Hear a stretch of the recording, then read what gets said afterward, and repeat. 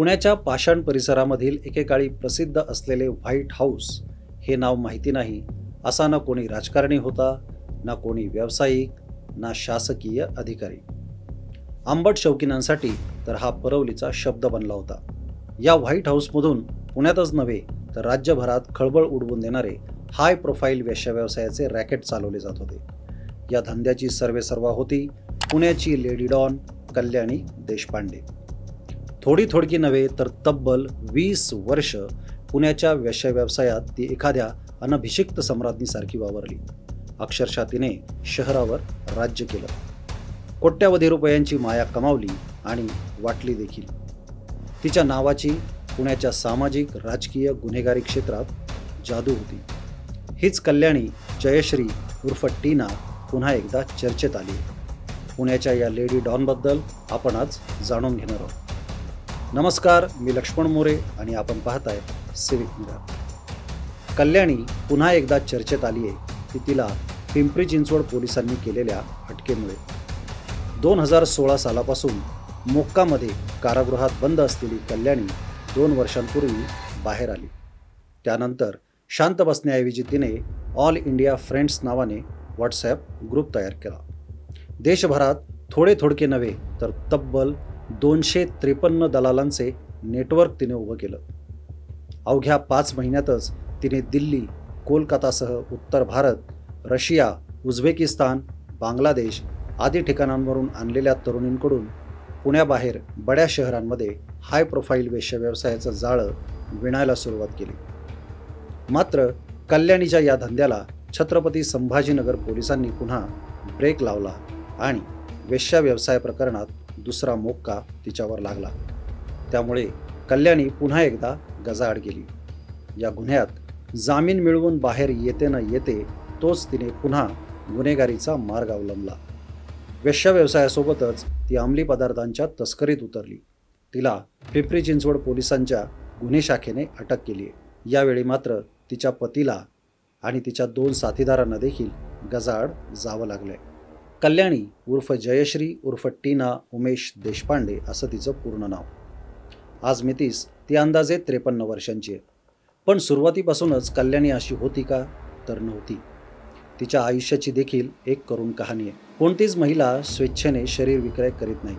हा फिल्मी डायलॉग तिच्याही बाबतीत अगदी तंतोतंत लागू होतो. कल्याणी एका राजस्थानी कुटुंबात जन्माला आली. अर्थार्जन करण्यासाठी आणि घराला हातभार लावण्यासाठी ती एका ब्युटी पार्लरमध्ये काम करू लागली.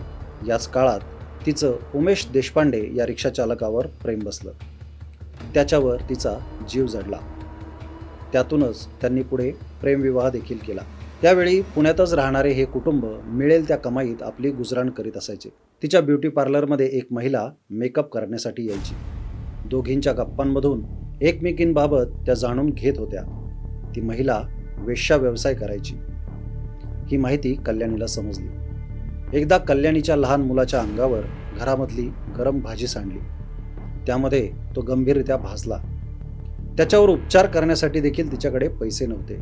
तिने या महिलेकडे पैसे हात उसने मागितले. त्यावेळी तिने पैसे दिले. मात्र दुसऱ्यांदा जेव्हा तिनं पैसे मागितले त्यावेळेस या महिलेने पैसे देण्यास नकार दिला आणि आर्थिक चणचण आणि गरिबी दूर करण्यासाठी वेश्या व्यवसायाचा मार्ग तिने कल्याणीला सुचवला. या व्यवसायातील पैशांचा खणखणाट कल्याणीच्या कानावर पडला आणि तिने या व्यवसायात उडी घेतली. हा काळ होता साधारण 1994-95चा. पाहता पाहता कल्याणी देशपांडे हे नाव पुण्यात आणि पुण्याबाहेर घेतलं जाऊ लागलं. पुण्यात शिकायला आलेल्या अनेक तरुणींना आणि चांगल्या घरामधील महिलांना तिने आपल्या जाळ्यात ओढायला सुरुवात केली.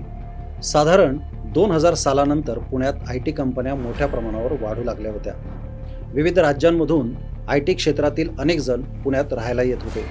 तिला ही व्यवसायामधली मोठी संधी वाटली. तिला ही जाणीव होताच तिने या धंद्याला व्यावसायिक स्वरूप द्यायला सुरुवात केली. पाहता पाहता काही काळातच ती लेडी डॉन बनली. ती एवढी मोठी बनत गेली की अनेक राजकारणी, बिझनेसमन, बडे शासकीय अधिकारी देखील तिच्या संपर्कात येऊ लागले. त्यांना तिच्यापासून पैसा आणि पोरी असा दोन्हींचा पुरवठा होऊ लागला. बडे गुन्हेगार, पोलीस अधिकारी देखील व्हाईट हाऊसच्या परिघात घिरट्या घालताना दिसू लागले होते. आपल्या शक्तीची जाणीव तिला झाली होती. याच काळात तिचे नाव एका खुनाच्या प्रकरणात देखील समोर आले आणि तिच्यावर गुन्हा दाखल झाला. पुण्यात कल्याणीच्या कारनाम्यांची चर्चा सुरू न होते तोच नवल. पुणेकरांमधून तसेच सामाजिक क्षेत्रातून याविषयी टीका सुरू झाली. दुसरीकडे तिच्यावर पोलिसांनी गुन्हे दाखल करून कारवाई करायला देखील सुरुवात केली. शहर पोलीस दलातील अनेक प्रामाणिक आणि कर्तबगार पोलीस अधिकारी कल्याणीवर कारवाईची संधी सोडत नव्हते. पाहता पाहता तिच्यावर 24 पेक्षा अधिक गुन्हे दाखल झाले. कधी अटक तर कधी जामीन, कधी पोलिसांना गुंगारा तर कधी फरार होणं, तर कधी लपून राहणं असा तिचा शिरस्ता सुरू झाला. काही पोलीस अधिकारी तिच्याकडून पैसे देखील घ्यायचे. अशाच एका पोलीस अधिकाऱ्याला तिनं हिंजवडी परिसरात लाचलुचपत प्रतिबंधक विभागाच्या कारवाईत अडकवलं होतं. कल्याणी अधिकाधिक हुशार, बेरकी आणि घातकी बनत चालली होती. तिच्यामध्ये गुन्हेगारी प्रवृत्ती दिवसागणिक वाढू लागलेली होती. या सर्व धामधुमीत बराच काळ निघून गेला. तिचा अनेकांनी गैरफायदा देखील घेतला. तिला अनेकांनी ब्लॅकमेल देखील केलं. तिला एक मुलगी आणि एक मुलगा अशी 2 अपत्य या काळात झाली. तिचं सांसारिक आयुष्य मात्र या सर्व धामधुमीत उद्ध्वस्त झालं. आयुष्यात आलेल्या अनेक बऱ्या वाईट घटना, उपेक्षा आणि पाशवी उपभोग यांचे आलेले अनुभव तिला स्वस्थ बसू देत नव्हते. वर्तमानपत्र, TV चॅनल्समधून सतत येणारे नकारात्मक नाव यामुळे तिने स्वतःच्या आयुष्यावर सिनेमा काढायचं ठरवलं. तिची मुलगी ईश्वरी उच्च शिक्षित होती. ती मॉडेल आणि नवोदित अभिनेत्री बनली होती.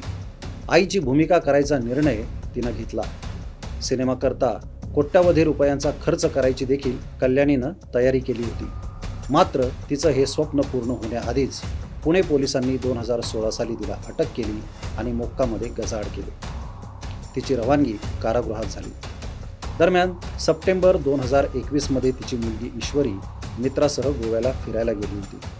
पहाटेच्या सुमारास अंजुना बीचकडे अरुंद रस्त्यावरून जात असताना त्यांची कार एका झाडावर जाऊन आदळली आणि जवळच्या खाडीत जाऊन कोसळली.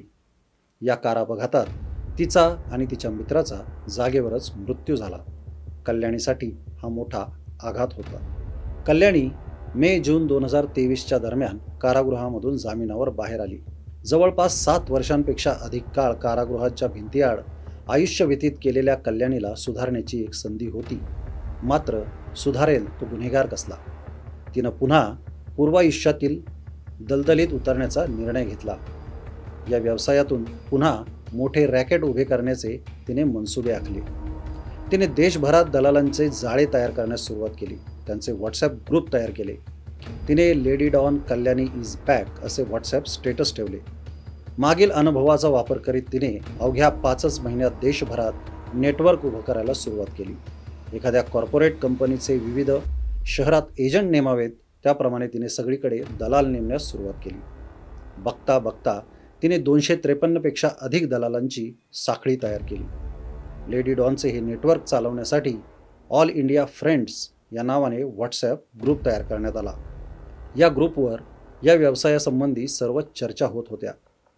एकेकाळी पुण्यापुरती मर्यादित असलेली कल्याणी या 5 महिन्यामध्ये देशभरातील प्रमुख मेट्रो सिटीमध्ये प्रचलित झाली. पुण्यामध्ये बसून ती ही रॅकेट चालवत होती. छत्रपती संभाजीनगरमध्ये चालवल्या जात असलेल्या सेक्स रॅकेटचा पोलिसांना सुगावा लागला. छत्रपती संभाजीनगरमध्ये सिडको पोलीस ठाण्याच्या पोलिसांना या वेश्या व्यवसायाच्या रॅकेटबद्दल माहिती मिळाली. पोलिसांनी N7 सिडको या ठिकाणी असलेल्या एका इमारतीवर छापा टाकला. या ठिकाणी 2 पुरुष आणि एका महिलेला बेड्या ठोकण्यात आल्या. अटक झालेल्या संदीप पवारच्या चौकशीमध्ये स्थानिक सेक्स रॅकेट चालवणाऱ्या कुख्यात तुषार राजपूतचे नाव समोर आले. त्यानंतर बीड बाह्यवळण रस्त्यावर असलेल्या एका घरामध्ये छापा टाकण्यात आला आणि तेथून उझबेकिस्तान आणि दिल्लीच्या एकूण 3 तरुणींची सुटका करण्यात आली. या प्रकरणात राजपूतसह 5 जणांना अटक करण्यात आली. मात्र तपासात पुढे ही लिंक कुख्यात कल्याणीपर्यंत येऊन ठेपली. तिचं नाव निष्पन्न होताच पोलिसांनी पुण्यात छापा टाकत 20 जानेवारीला कल्याणीला पुन्हा बेड्या ठोकल्या. पुन्हा एकदा वेश्या व्यवसायाचे साम्राज्य उभे करण्याचा तिचा प्रयत्न पोलिसांच्या अटकेमुळे, सतर्कतेमुळे फोल ठरला आणि ती पुन्हा एकदा गजाआड गेली। या प्रकरणी तिच्यावर दुसरा मोक्का लावण्यात आला। या गुन्ह्यात जामीन मिळाल्यानंतर तिनं अंमली पदार्थांच्या तस्करीचा नवा धंदा शोधला। पती आणि साथीदारांसह तिनं हे रॅकेट सक्रिय केले, परंतु पिंपरी चिंचवड पोलिसांच्या गुन्हे शाखेच्या अंमली पदार्थ विरोधी पथकाने तिला आंध्र प्रदेशातून अटक केली। गुन्हेगारीच्या वाटेने जाऊन पुन्हा मोठे रॅकेट उभे करण्याचे तिचे मनसुबे आखले खरे, परंतु पोलिसांच्या सतर्कतेमुळे ती पुन्हा गजाआड गेली। मित्रांनो, हा व्हिडिओ तुम्हाला कसा वाटला हे आम्हाला कमेंट बॉक्समध्ये नक्की सांगा। व्हिडिओ आवडला असल्यास त्याला लाईक करा आणि पुढे पाठवा। आपल्या सिविक मिररच्या चॅनलला सबस्क्राईब करायला विसरू नका। शेजारी बेल आयकॉनचं जे बटन येतं ते देखील दाबायला विसरू नका। पुन्हा भेटू अशाच माहितीपूर्ण व्हिडिओसह आपल्या सिविक मिरर चॅनलवर। धन्यवाद।